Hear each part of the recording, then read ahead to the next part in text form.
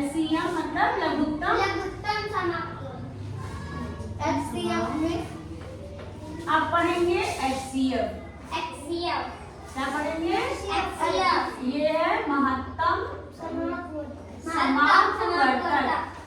नाम से समझना था। लघुत्तम समापवर्तक मतलब सबसे छोटा अपवर्तक। तो लघुत्तम में हम क्या निकालते थे कि वो सबसे छोटी संख्या जो दी गई तीनों चारों जो जितनी भी संख्याएं हैं उनसे कट जाए। महत्तम समापवर्तक मतलब महत्तम मतलब सबसे बड़ा, अपवर्तक मतलब अपवर्तक। अब महत्तम समापवर्तक में हम क्या निकालते हैं? वो संख्या निकालते हैं जो दी गई सभी संख्याओं को काट सके। समझ गए? या उन दी गई सभी संख्याओं का सबसे बड़ा अपवर्तक। ठीक है, तो जैसे संख्या बताओ, कोई कॉम्प्लीमेंट बताओ, कोई संख्या जिसका अपवर्तक निकालना, महत्तम समापवर्तक निकालना है, बताओ।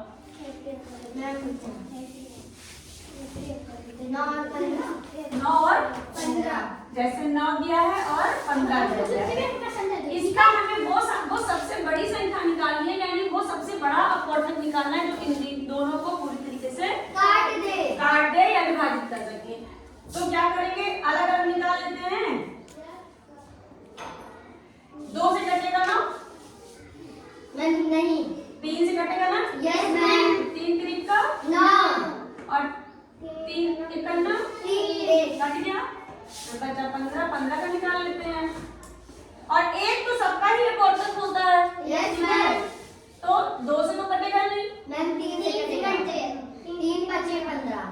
अब 5 3 से कटेगा नहीं। तो 5 से कटेगा। 5 से करना 5। तो चलो लिख लेते हैं। अब यहाँ 9 बराबर और 15 बराबर। 9 बराबर 3 गुणे और 15 बराबर 3 गुणे 5। अब महत्तम समापवर्तक में जो कॉमन होगा केवल वही लिखा जाता है। कॉमन नहीं उसे हम नहीं लिखेंगे। तो ये 3 कॉमन है, यानी इन दोनों का एचसीएफ क्या है? 3 इज इक्वल टू 13। 3 है। तो 3 वो सबसे बड़ी संख्या है जो 9 को भी काटेगी और 15 को भी काटेगी।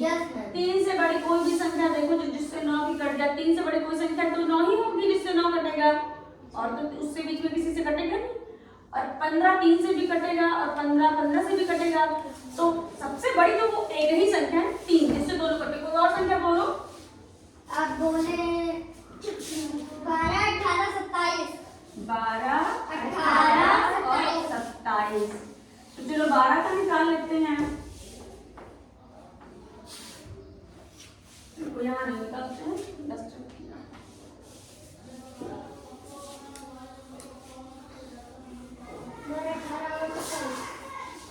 तो 12 का पहले निकाल लेते हैं। 12 2 से कटेगा है ना? 2 छन 12 2 तिहाई 6 और 3 एक करना 3। फिर 12 के बाद 18। ये 2 से कटेगा तो 2 9 18। 9 2 से कटेगा नहीं। तो 3 3 का 9 और 3 एक करना 3। फिर हो गया 27। ये 2 से कटेगा नहीं, पीछे से 7 नहीं कटेगा तो 3 से कटेगा। 3 9 27।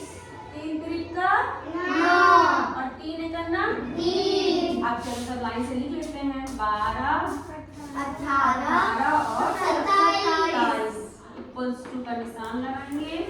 अब लिखेंगे 2 गुणे 2 गुणे 3। उसका क्या है? 2 गुणे 3 गुणे 3।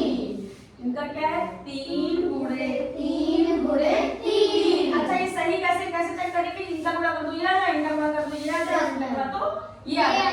2 दूनी 4 तिहाई 4 नहीं 2 तिहाई 6 त्रिक 18 3 त्रिक का 9 त्रिक 27। अब इसमें केवल कॉमन लिखना है। 2 तीनों में कॉमन नहीं है, ये भी कॉमन, ये वाला 3 बस कॉमन है ना? तो इसका भी क्या हो गया? महत्तम समापवर्तक 3। HCF इज इक्वल टू क्या हो गया? 3 हो गया ना? 3 जो 2 है वो नहीं लिया जाएगा। केवल तो तीनों में कॉमन है। क्यों? अगर 3 ले लोगे तो 3 दूनी 6 हो जाएगा, 6 से 27 कटेगा। नहीं। जो वो संख्या निकले जो इन तीनों को काट सकते काट हैं। सकते। तो 3 से बड़ी कोई ऐसी संख्या नहीं जो 12, 18 और 27 तीनों को काट सकती है। तो आंसर क्या आ जाएगा? 3। समझ में आया? अब कर लोगे? Yes, ma'am. महत्तम समापवर्तन में सिर्फ एक चीज अंतर होती है, इसमें जो दी गई सभी संख्याओं में कॉमन है, क्योंकि जो उत्तर आएगा वो तीनों को काटेगा ना, तो इसलिए जो तीनों में कॉमन है वही उत्तर होगा। ठीक है? और लघुत्तम समापवर्तन में जो एक से ज्यादा बार होता है उसको ले लेते हैं। ठीक है ना? Yes, समझ में आ गया? Yes, ma'am. तो चलो अब इसको अभी करवाते हैं, थोड़ी देर में पहले टेस्ट ले लेते हैं। ठीक है? चलो अब बाहर चलो।